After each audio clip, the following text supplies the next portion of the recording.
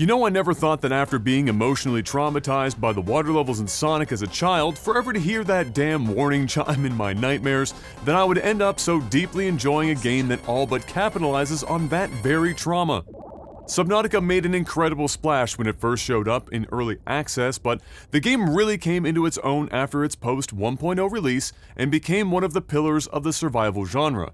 It wasn't exactly a smooth development, but the result was great in spite of the rocky ride.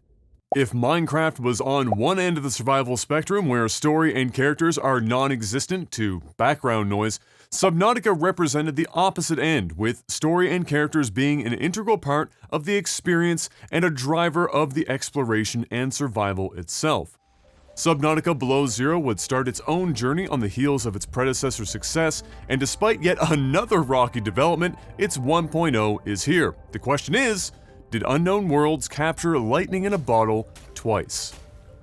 I'll save you the suspense. Subnautica Below Zero does not live up to the original, and your enjoyment factor is going to largely depend on what you're looking for in a sequel to Subnautica.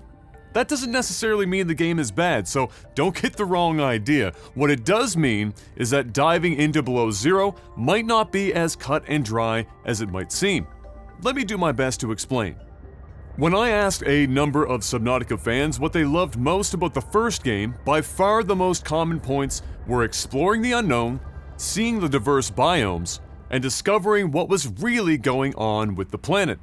The real draw of Subnautica was in its environments, and the exploration of them.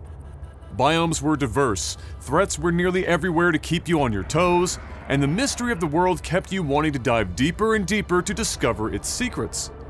When I asked the same people what they were hoping to get out of Below Zero, the answers were nearly identical. They were hoping for that same experience of the first, and were eager to get those feelings all over again. For those that had completed Below Zero, I asked if it lived up to those expectations. Of the dozens that I got to talk with about their experience, only 2 people said that it did for them what they had hoped for. For those people, there was a specific reason for this, and it's here where we can really start. You play as Robin, a xenologist and sister to Sam, a roboticist for Altera Corporation. Robin wasn't so keen on the job, and her feelings don't seem to be misplaced as Altera sends her a notice of Sam's death in an unfortunate accident. Not being given more information than that, Robin sets out to get answers for herself and grabs a shuttle to the planet. Because this family is apparently cursed, Robin's shuttle is hit by a meteor and subsequently crash lands in Sector 0, conveniently the zone where Sam was working. Robin then finds the drop pod and gets her bearings before starting her search. Subnautica Below Zero's first challenge is that it takes place on the same planet as the first game, despite being colder above the waterline. If you played the first game, you are going to feel at home almost immediately, which is, in my opinion, not a good thing. Your surroundings will look surprisingly familiar, and your tasks are the same. Build a knife. Find and scan a habitat builder, a sea glide, maybe a flashlight.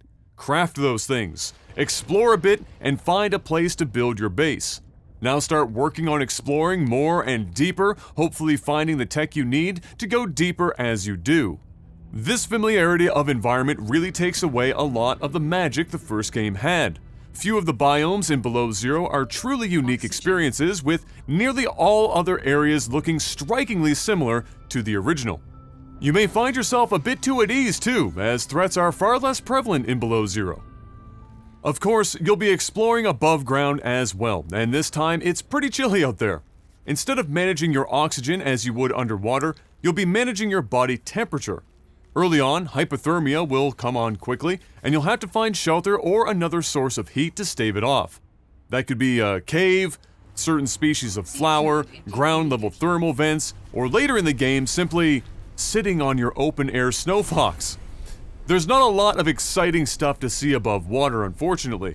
While it's always lovely seeing snowscapes in games, Below Zero's is mostly bland with few distinguishing landmarks or features, with frequent inclement weather making it even less likely you'll be taking much of it in.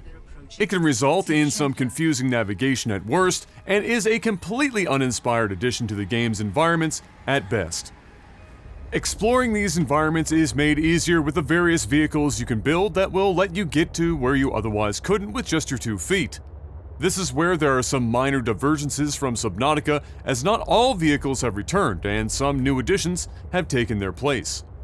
The Snow Fox is a new but horribly engineered hovercraft of sorts that falls apart if you sneeze in its general direction and is trumped by the prawn suit, even on land, for basically every scenario short of wanting to get killed faster. The Sea Moth has been replaced by the Sea Truck, which also takes over much of the functionality that the Cyclops submarine provided. It can have various modules added to it to serve your needs, whether that be a storage module, a sleeper module, a fabricator module, a docking module, and more.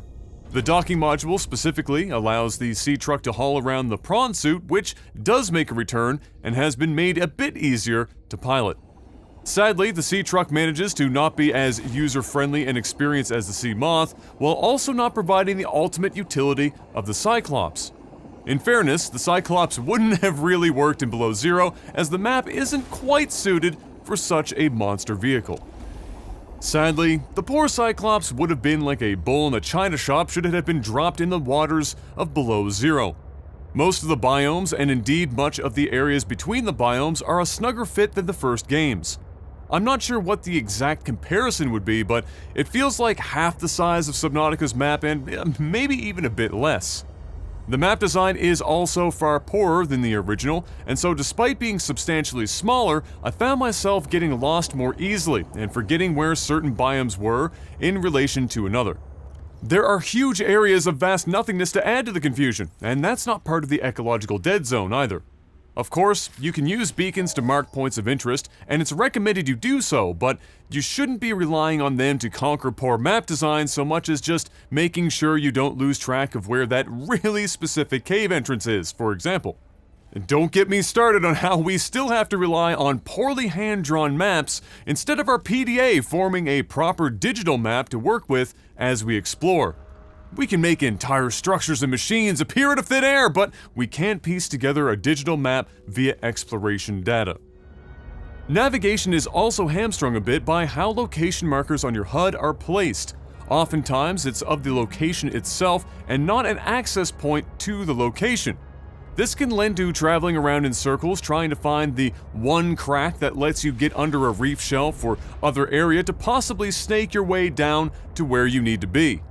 That's all fine and good, but there is at least one marker in particular that is tied to the main quest that unintentionally acts as a red herring. Going to the marker specifically does in fact result in finding something, but if you didn't go below the shelf to the actual location, you may miss what the marker is really pinpointing. When you get relatively close to the entrance, you are given auditory clues to let you know something is there, but if you're like me and were there in the area to collect something to craft with and you thought you didn't have the gear to go deep enough to explore just yet, you can be seriously put off track of the main quest. That's because without successfully finding that entrance and subsequently kickstarting that quest chain, you will have wasted your time with all the additional exploring you do in the meantime, as it will require you to revisit those areas to trigger the next thing to do, and you have no way of really knowing where you'll need to revisit.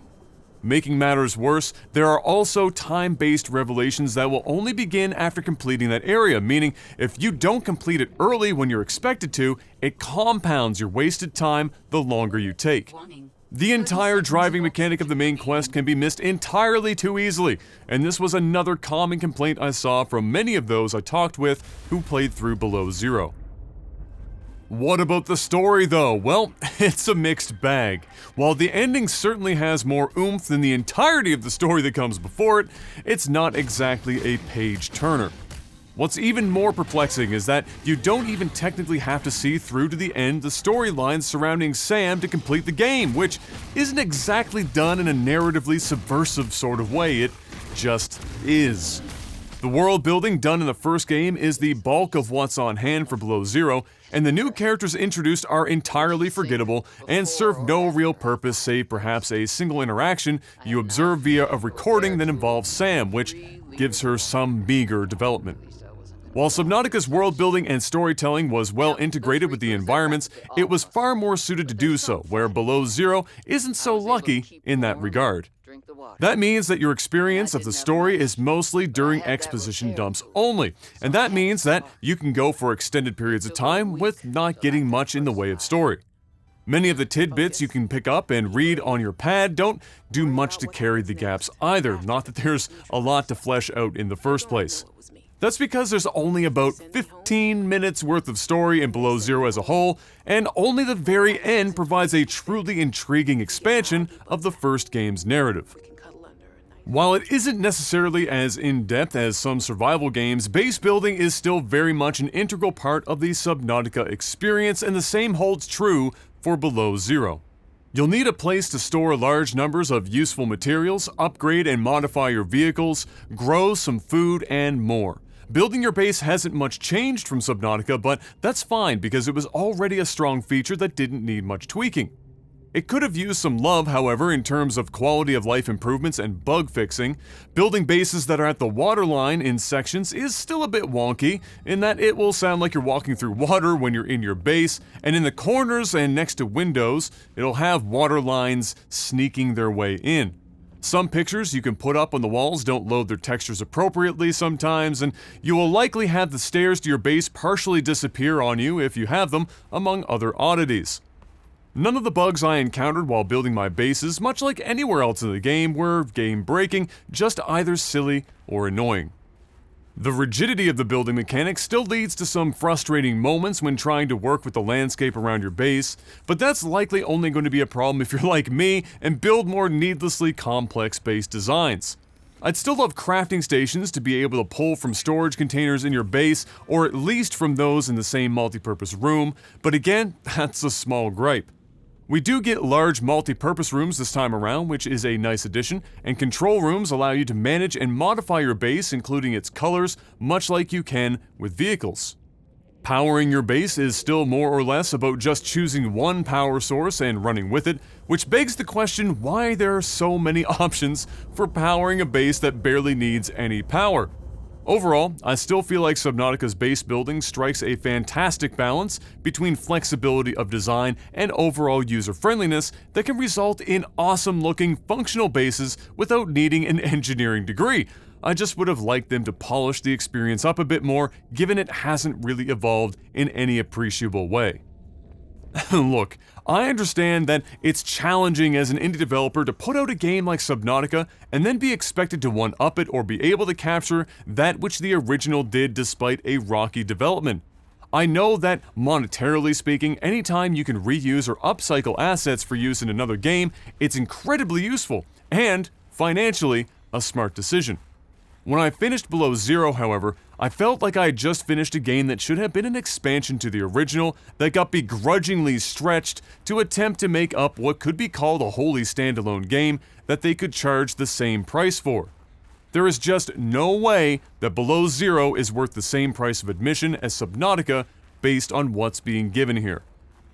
So where does that leave us then? Well, what my experience taught me was that Subnautica Below Zero is likely for one of two groups of people. Those who are okay with repeating largely what they did in the first game, almost beat for beat within an environment that's equally as similar, and those who haven't played the first game, but are more interested in the story and/or scope of Below Zero. It's a great looking and sounding game, maybe perhaps minus the mildly suggestive eating and drinking sounds, and is certainly more polished than the first in this regard, especially in terms of stability. The music is perhaps more easily forgotten than the first, and the environments, as mentioned before, aren't as inspired or unique, but the art style is still just as praiseworthy. For those who are hoping to recapture the same feelings of exploration and the unknown that Subnautica gave them, it's a bit of a tougher sell. It's even harder to recommend still, as they are charging the same price for both Subnautica and Subnautica Below Zero, where the first is demonstrably more substantial and well done. In fact, there's a good chance that a great number of Subnautica fans would be just as satisfied watching the story beats on YouTube and replaying the first game if they need to scratch their Subnautica itch. While Subnautica Below Zero is not a bad game, it is not something to be recommended universally either, even for fans of the original.